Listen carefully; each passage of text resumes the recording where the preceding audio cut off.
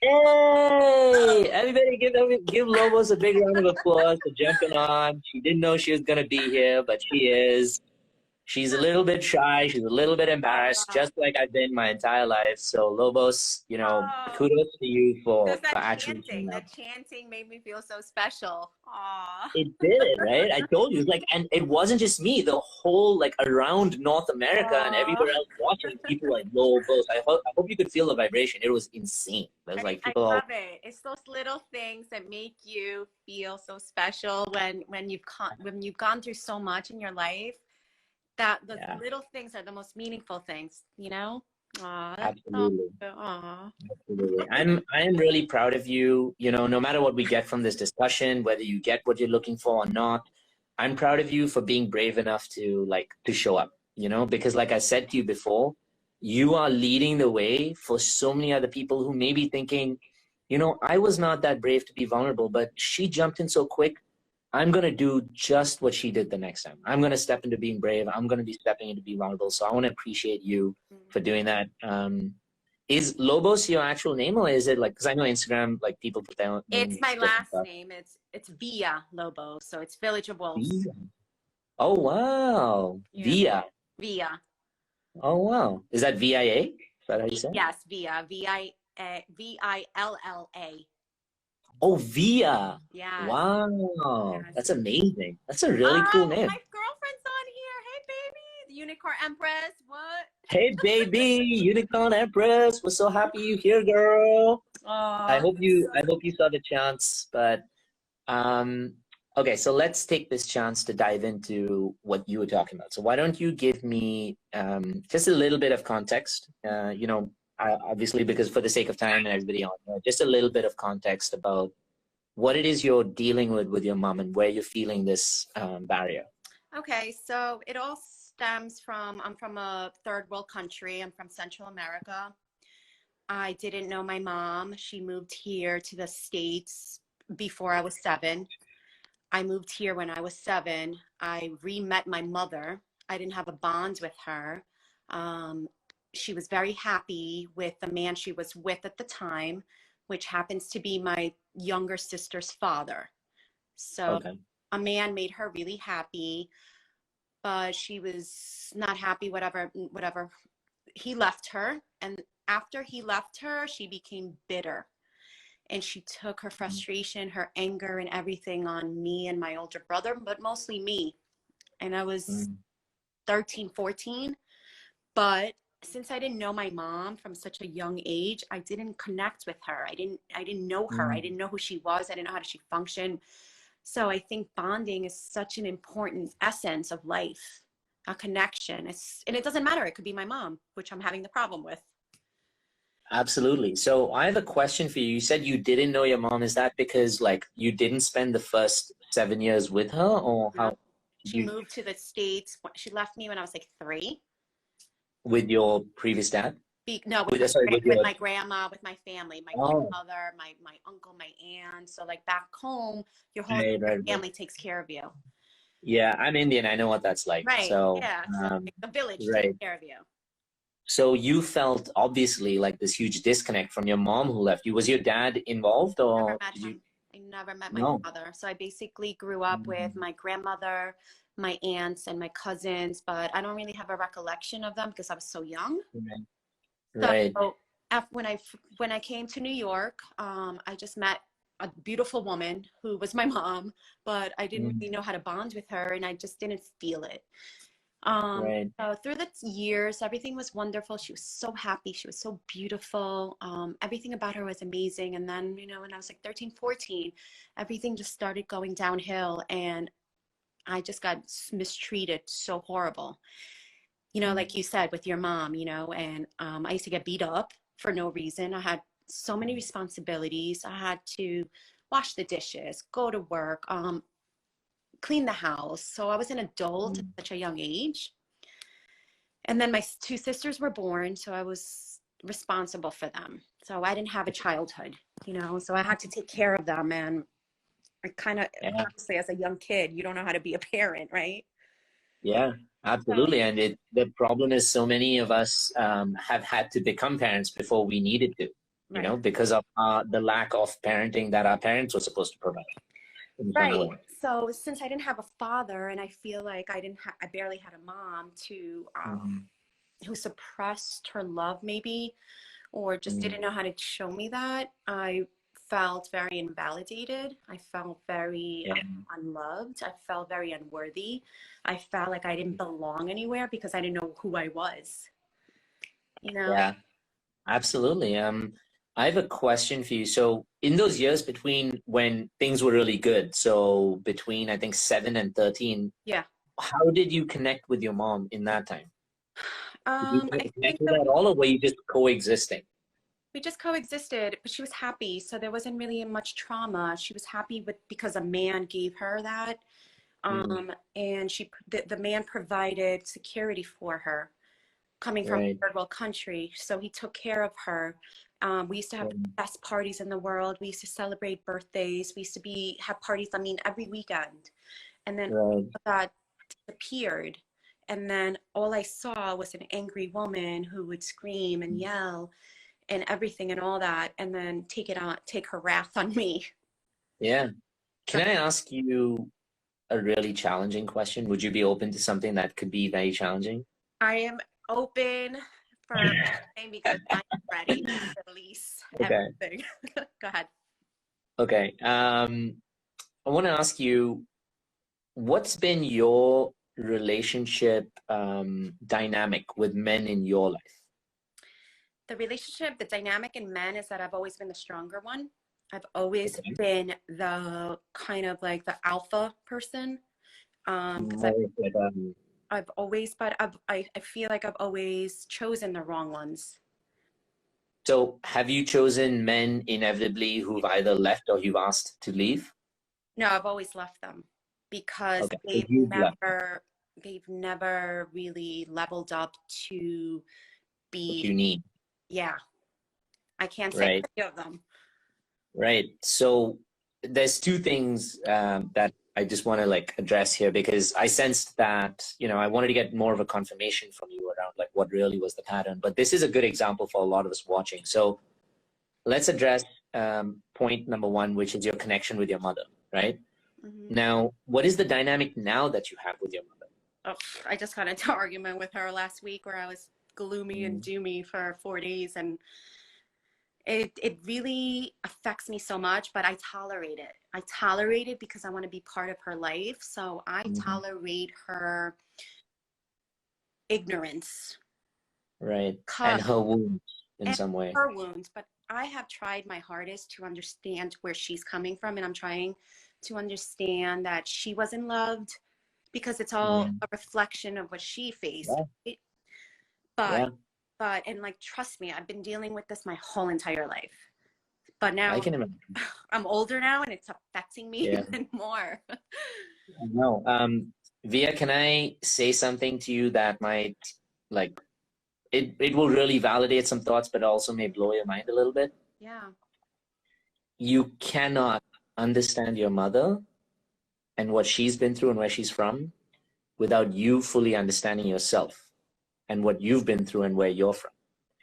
And the reason I say this is because in you describing your childhood and you describing your time without your mother, obviously it was so traumatic and the separation and everything that you had. Not having a primary caregiver who is the person who gave birth to you is extremely difficult for any child. Coming from a communal background where your family can raise you and it takes a village and all of that is great, but not having that individual who still was the one who's responsible for you, that feels like a subconscious internal rejection that we process. And so what we hold on to in that stage is that I don't know if I'll ever have a mother. I don't know if I'm worthy of having a mother. And so what happens when you come to interactions with your mother with that same experience, Hmm. you're expecting her subconsciously to be the mother she never was. But Right. that's not because of her and her wounds. That's because you still haven't fully processed your wounds I and have, your expectations. I'm still like, it's hard for me to face, Yeah. so hard for me to accept what happened to me in my childhood. It's so hard for me to accept it because, so many times I ask myself, I'm like, like normal people, be like, what did I do to deserve it? You know, like, No, it's true. And that's the thing, right? Is that it's true as kids, especially, right? When you're so young, you're like, what the hell did I do to even be in this situation? What did I do to have a mom who wanted to run away from me? What did I do to like not have a dad I've ever met?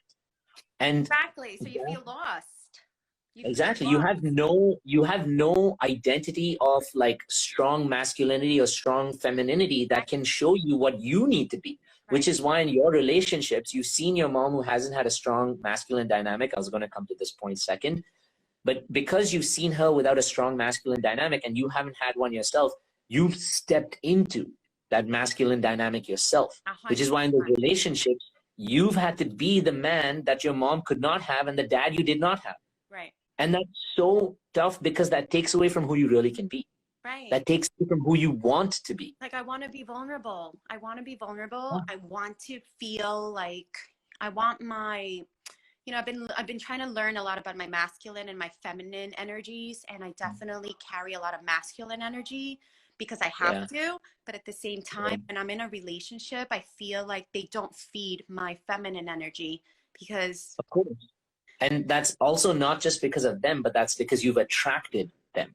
You've attracted someone who can hold space for the level of masculine energy you have. But that's not really you. That's the wounded you that's showing up in that way. So this entire process, this entire cycle of who you are today, your relationship with your mom, everything comes back to you first healing the wounds around your childhood. You cannot go to your mom and expect her to be the mother that she's not, because she is not, she's barely the human being that she could have been and wants to be. She is in many ways, if you really want to get empathetic about it, she's probably sitting just like you somewhere and thinking, I can't get along with my fucking daughter for whatever reason, because every time I show up, I want her to be like, you know, this daughter that I really want, but she can't be because I'm not the person I really am. I realized tonight, So, I realized tonight when I went out to dinner with her, and I realized something tonight that I'm like, wow, I'm like, she's like a little girl crying out for attention. yeah, And I there realized you go. out of all my whole entire identity as like an adult, I'm like, wow, I'm like, she's just crying out just like me, but I'm hurting because she triggers me so much. Yeah. You can't provide healing for her if you're not strong enough for yourself, right? Yeah. And this is the aspect about boundaries that's really important for us when we educate people. A lot of the times when we talk about boundaries, people think boundaries about keeping people outside. Right. But the truth is it's about keeping us inside. It's about protecting what's inside. That may mean that someone from the outside can't come in right now because we're just not ready. We still need to build love. We still need to build safety. We still need to build ourselves up. When we can do that, then we're able to move forward and go forward. I want to tell you, like, just quickly talking about, for example, Mike and his mom, right? Yeah.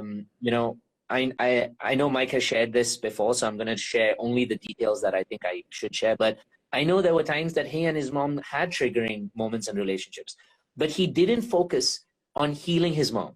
He didn't focus on correcting what his mom says and doesn't say. He started to focus on healing himself. When he started healing himself, even then, he didn't go back to say, Mom, I'm here to help you out. He just healed himself. And his mom started to find the value in her son being who they really are, being who he really is. And then his mom started to heal bit by bit. In your situation, in your aspect of what you're talking about, in my opinion, having worked with like many people who've been through this, especially, your biggest tool is to connect with that beautiful little Via. Understand what she wanted as a little girl, what she wanted from a mother, from a father, the love, the security, knowing that if she fell down, it wasn't her grandparents, aunts, and uncles who came, but it was her parent who would come. That's what you need to give yourself first. You need to be able to reparent beautiful little Via by connecting with her and understanding what does she need? Where are the wounds that she first started to feel? You know, just to tell you, in the Gauntlet, what we do is we take people through these meditations where we help them to first discover, when did I first start to feel that rejection of my parents not being around? Right. When did I first start to feel that pain and the awkwardness of like, everybody else's parents are coming to these events, but my parents are not there. And so as we start collecting those moments and memories, then we allow the ability to give love. Then we take that little girl, that little Via, if you remember what she felt in that moment, for example, when you fell down and your mom wasn't there to help you, you're now like, you know what? Little Via needs this love in this moment.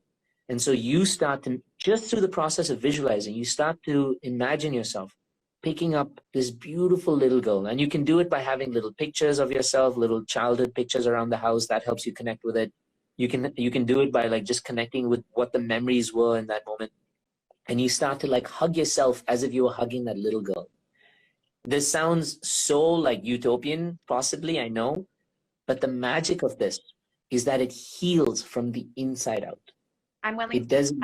I'm willing to do anything and everything at this point in my life to help myself and to repair the hole and the void that I've been feeling my whole entire life. For some odd reason, it's opening up even more as I'm getting older.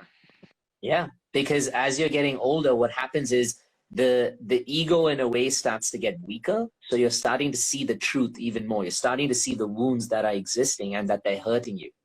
And it's also because as you get older, you start to realize the value of connection. You want to connect with your mom so much more. You know, when you're in your 20s, you're like, I can just fucking run away from this and whatever.